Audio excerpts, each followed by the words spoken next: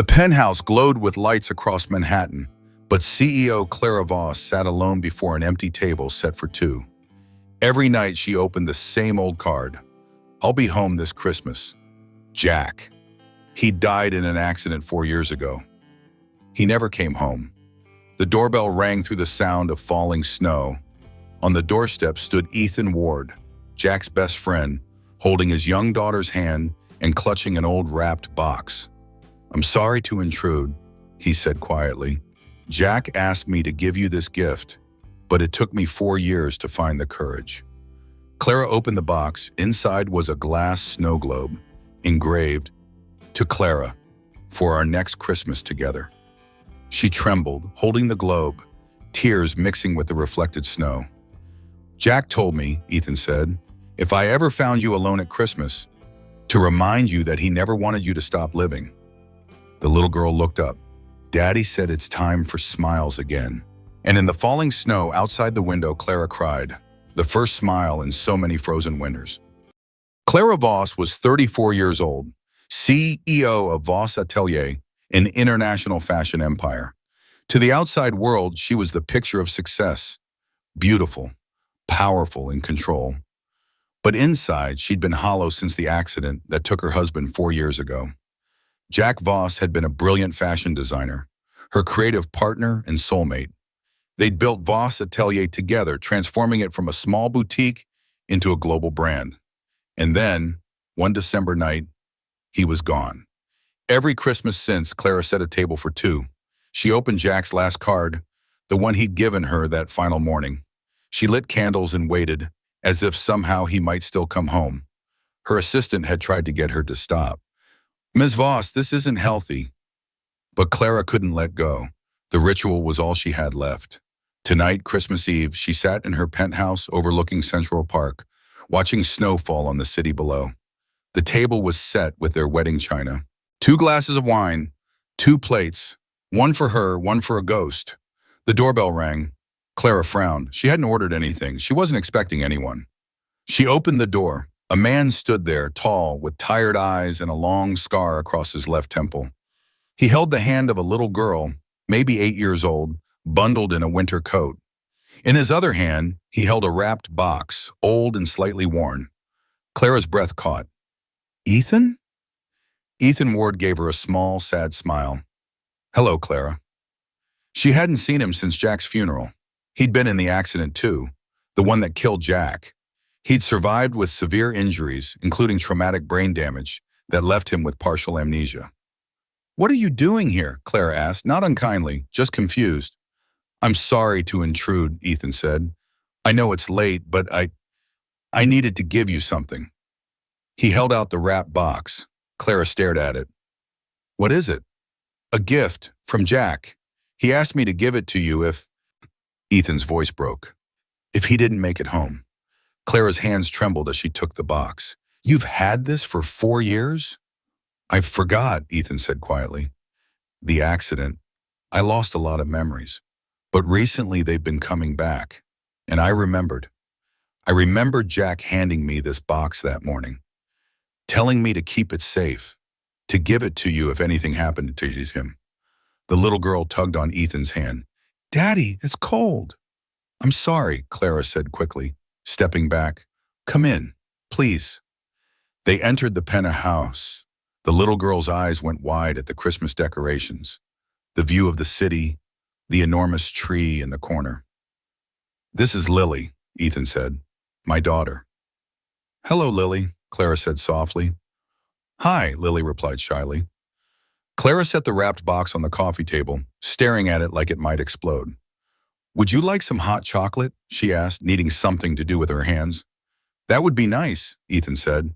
While Clara prepared drinks in the kitchen, Lily wandered over to the window, pressing her nose against the glass. "Daddy, look at the snow. It's magic." Ethan smiled at his daughter, then looked at Clara. "I'm sorry, I know this must be difficult, seeing me, being reminded of—" "It's okay," Clara interrupted. She handed him a mug. "I think about it every day anyway." They sat in uncomfortable silence for a moment. Finally, Clara reached for the box. Her hands shook as she unwrapped it. Inside was a crystal snow globe, the kind you shake to make the snow swirl inside.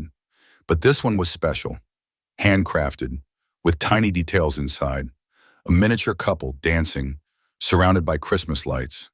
On the base, engraved in elegant script, "To Clara, for our next Christmas together.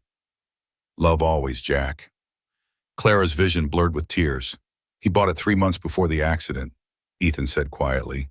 "He showed it to me, said he was saving it for Christmas morning. He wanted to surprise you." Clara shook the globe gently. The tiny snow swirled around the dancing couple. "He never got the chance," she whispered. Lily came over and touched Clara's arm. "Mommy's gone too, but Daddy says she's in the snow now. Maybe your Jack is in the snow too. And when we see it, they're saying hello."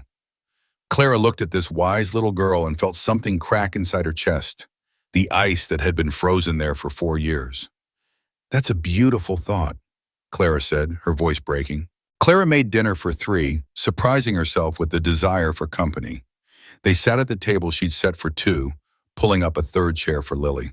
"I'm sorry," Clara said. "I should have reached out after the accident to see how you were recovering, but You were grieving," Ethan said gently. "So was I. Don't apologize." "What happened to you after?" Clara asked. "After the hospital?" Ethan set down his fork. "I spent 6 months in rehabilitation, learning to walk properly again, dealing with the memory loss. The doctors said I might never remember some things." "But you remembered the snow globe." "Not at first. For years I had this nagging feeling I'd forgotten something important. It drove me crazy. Then last week Lily was playing with a snow globe at a store, and suddenly I remembered. Jack, the gift, his words, all of it came flooding back." Clara looked at Lily, who was carefully cutting her food into tiny pieces. "Your mother?" "She passed away 2 years ago," Ethan said. "Cancer. She and I had divorced before that, but we stayed friends. Lily and we've been on our own since then." "I'm sorry," Clara said. Lily looked up. "It's okay. Daddy says Mommy is with the angels now, and she's not sick anymore." Clara felt her heart ache for this little girl who'd already lost so much. After dinner, they sat by the fireplace while Lily played with some old toys Clara found in a closet. Things she'd bought years ago, thinking she and Jack might have children someday. "Tell me about that night," Clara said suddenly. "The accident. I know what the police report said, but you were there." Ethan's face darkened. "Are you sure you want to know?" "I need to know." He took a deep breath. "We were driving back from a meeting with investors. Late, around 10 p.m., Jack was driving. We were talking about the expansion plans, excited about the future." He paused, his hand unconsciously moving to the scar on his temple. Then Jack said something was wrong with the brakes. He tried to slow down, but nothing happened. The car kept accelerating. There was a sharp turn ahead, and beyond it, a cliff. Clara's hands gripped the armrests of her chair. "Jack told me to jump out. I said no, we'd figure it out. But he reached over and opened my door, and he pushed me out of the car." Ethan's voice broke. "I rolled down the shoulder of the road, hit my head on a rock. The last thing I saw was Jack's car going over the edge. The last thing I heard was an explosion." Clara was crying silently. "I woke up in the hospital 2 days later," Ethan continued. "They told me Jack was dead. They told me I'd been lucky to survive. But I didn't feel lucky. I felt guilty. He died saving me." "It wasn't your fault," Clara said. "I know, in my head I know, but in my heart." He shook his head.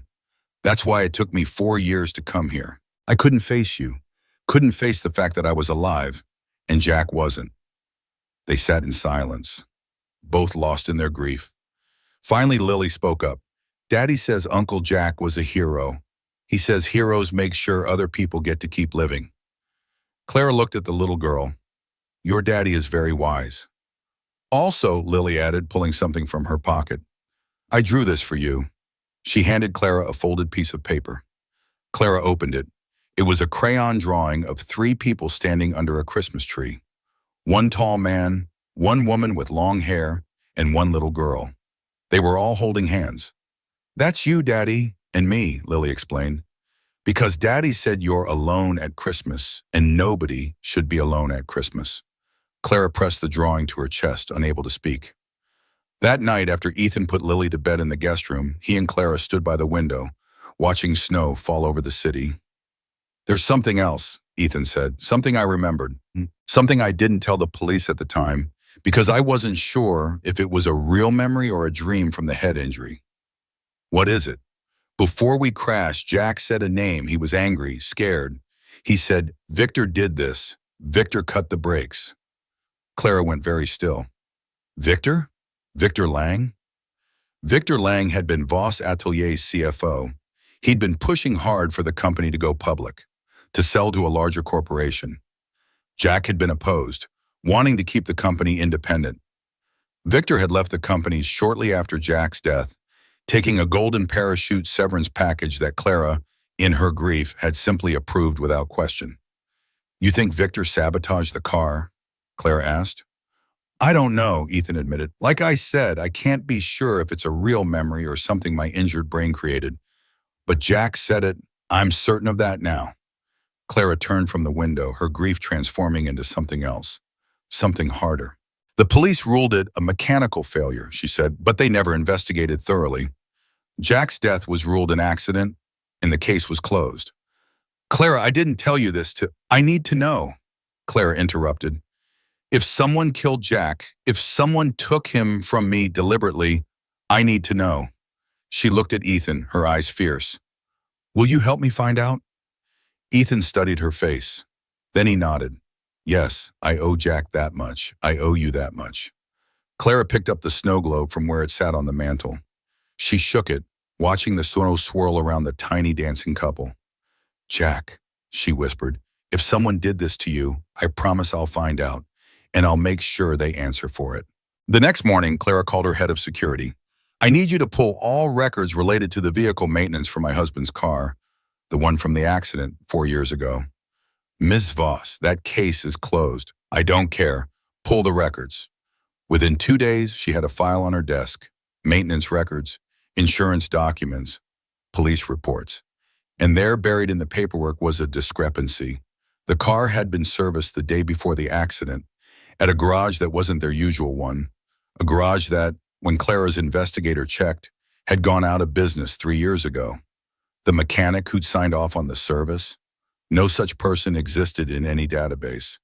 Clara showed the file to Ethan. This is it. This is proof the car was tampered with. It's suspicious, Ethan agreed, but it's not proof Victor was behind it. Then we get proof.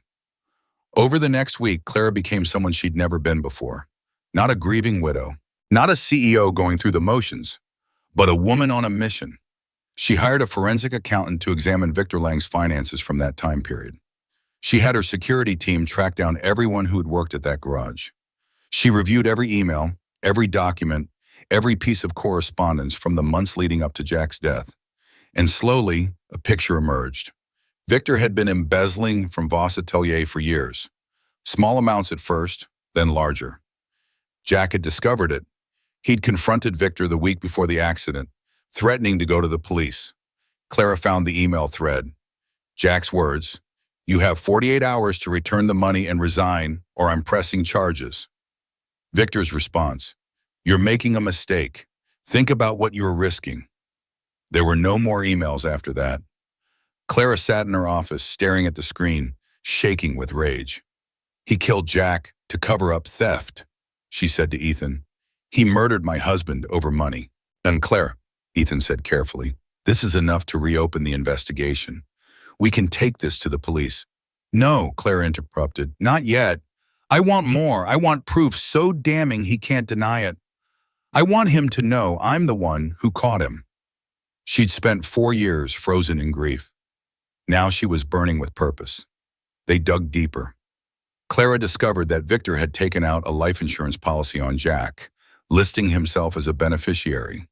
It was hidden in an old partnership agreement, something Jack had probably signed without reading carefully. When Jack died, Victor had collected $2 million. "That son of a bitch," Clara breathed. "He profited from murdering my husband." But they needed one more piece, something that directly linked Victor to the garage, to the mechanic who didn't exist, to the tampering. Ethan had an idea. When I was recovering, there were security cameras on the street near the garage. The police would have reviewed them, but if Victor bribed them to overlook something, they obtained the footage. It took days of reviewing grainy video, but finally they found it. Victor Lang walking into the garage 2 days before the accident, staying for 30 minutes, leaving with a manila envelope. The timestamp matched exactly when Jack's car was supposedly being serviced. Clara had him. She called a press conference ostensibly to announce a new charitable foundation in Jack's name. Victor Lang, now working as a consultant for other fashion houses, attended. He sat in the front row, smiling, probably thinking this was an opportunity to network. Clara stepped to the podium. 4 years ago, I lost my husband, she began. Jack Voss was not just my partner in life, but my partner in building this company. His death was ruled an accident, mechanical failure. I accepted that because I was drowning in grief and couldn't imagine questioning it. She paused, looking directly at Victor. But recently, new evidence has come to light. Evidence that suggests Jack's death was not an accident. It was a murder. The room erupted in gasps and camera flashes. Victor's smile disappeared. Clara continued, her voice steady and strong. The evidence shows that someone tampered with Jack's car, that someone had motive. They were embezzling from this company and Jack had discovered it. That someone profited from Jack's death to the tune of $2 million in life insurance. She clicked a remote. The screen behind her showed the security footage of Victor entering the garage. That someone is here today. She pointed at Victor. Victor Lang, you murdered my husband. Victor stood, his face red. This is slander? I'll sue you, Tim. Sue me, I see, Clara said calmly, after you explain this evidence to the police.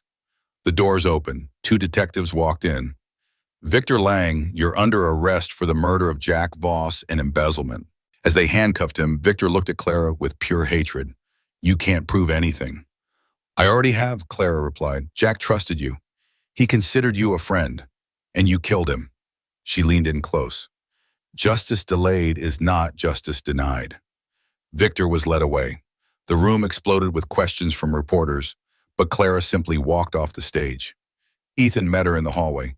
You did it. You got him. Clara nodded, but there were tears streaming down her face. It doesn't bring Jack back. No, Ethan agreed, but he knows, wherever he is, he knows you fought for him. Clara collapsed into Ethan's arms, sobbing. 4 years of grief and rage and pain poured out of her, and Ethan held her, this woman his best friend had loved, and let her cry. 3 months later, spring arrived in New York. The snow melted. Central Park bloomed with flowers. The city seemed to wake from a long winter sleep. Clara stood at a podium once again, but this time it was different. Today, I'm announcing the creation of the Next Christmas Foundation, she said. This foundation will provide legal and financial support to victims of corporate crime, to people who've been betrayed by those they trusted, to families who've lost loved ones and been told to accept it. The room, filled with donors, activists, and press, applauded. My husband Jack believed that business should be built on trust and integrity, that companies should serve people, not exploit them. This foundation will honor that belief. She paused. I'm proud to announce that the foundation's co-founder and technical director will be Ethan Ward, the man who survived the same attack that killed Jack and who helped bring Jack's killer to justice. Ethan stepped onto the stage. He looked uncomfortable with the attention, but determined. After the announcement, they stood together looking at Lily's drawing, now framed and hanging in the foundation's new office. 3 people under a Christmas tree, holding hands. She's quite the artist, Clara said. She's quite the optimist, Ethan replied. Even after everything she's lost, she still believes in happy endings. Do you? Clara asked. Believe in happy endings? Ethan was quiet for a moment. I believe in new beginnings, which is maybe the same thing. They walked through Central Park as afternoon sunlight filtered through the trees. I've been thinking, Clara said, about what Lily said, about Jack being in the snow, about him saying hello when we see it. It's a nice thought, Ethan said. It is, but I've been thinking, maybe Jack isn't in the snow. Maybe he's in what the snow becomes. What do you mean? Clara gestured around them. Snow melts. It becomes water. It feeds the trees, the flowers, the grass. It becomes part of new life. Maybe that's how we're supposed to remember people we've lost. Not as frozen memories, but as the things they help grow. Ethan smiled. Jack would have liked that. He would have liked you raising Lily to be kind and brave. He would have liked us working together to help people. He would have liked... Clara trailed off. What? He would have liked knowing I'm not alone anymore.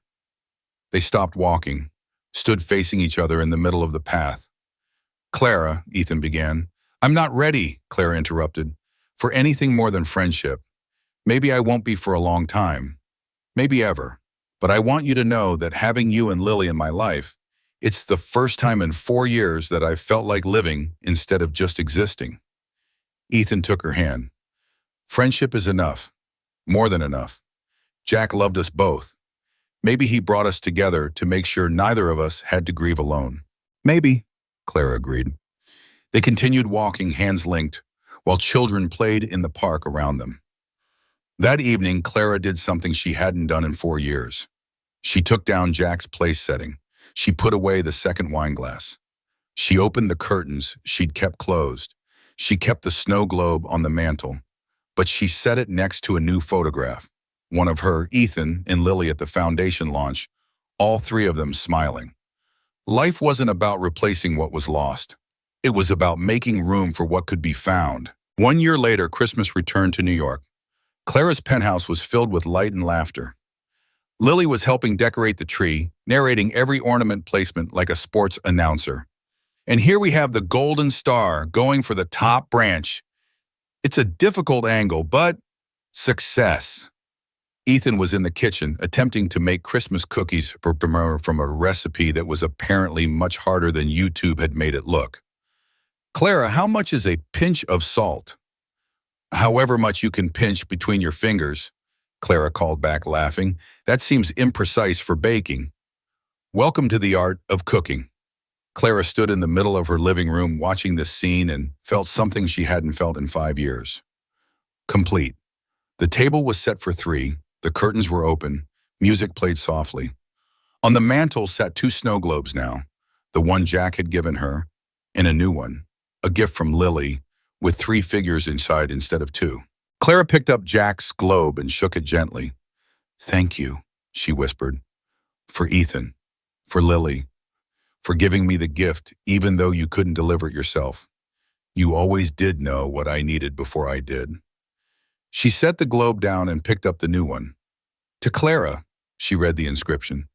For our next Christmas, together. Love, Ethan and Lily. Ethan came up behind her, cookie dough on his cheek. We didn't mean to copy. It's perfect, Clara interrupted. It's exactly right. She turned to face him. I love you. I want you to know that. It doesn't mean I stopped loving Jack. Love isn't finite. It doesn't run out. It just grows. Ethan cupped her face gently. Jack loved you so much. He'd want you to be happy. I know. And I am happy. For the first time in so long, I'm actually happy. Lily ran over and hugged both of them. Group hug! Group hug! They laughed, wrapping their arms around each other. Outside, snow began to fall, the first snow of the season, gentle and soft. Lily pressed her face to the window. Look, it's Jack, saying hello. Clara joined her at the window, watching the snow swirl through the Manhattan lights. Maybe Lily was right. Maybe Jack was in the snow. Maybe everyone we loved and lost was in the snow, in the spring rain, in the summer sunshine, in the autumn wind. Maybe they were everywhere, loving us still, wanting us to be happy. Merry Christmas, Jack, Clara whispered. Thank you for the gift, not just the snow globe, but for leading Ethan and Lily to my door, for making sure I wasn't alone, for teaching me that love doesn't end. It just transforms into something new. Ethan put his arm around her shoulders. Lily held her hand. And Clara realized that Jack had given her the greatest gift of all. Not a snow globe, not a memory, but a future. A future where she could love again without guilt, where she could build a family from the pieces of broken families, where she could honor what was lost by embracing what was found. The snow fell, the lights glowed, the music played, and Clara Voss, who'd been frozen in grief for 4 years, finally felt the warmth of Christmas again. Sometimes people don't bring you miracles. They just help you believe that miracles are still possible. And that's the greatest gift of all. If you believe stories like this deserve to be told, leave a comment and subscribe to Strong Dad Stories. We tell the stories that shouldn't be forgotten.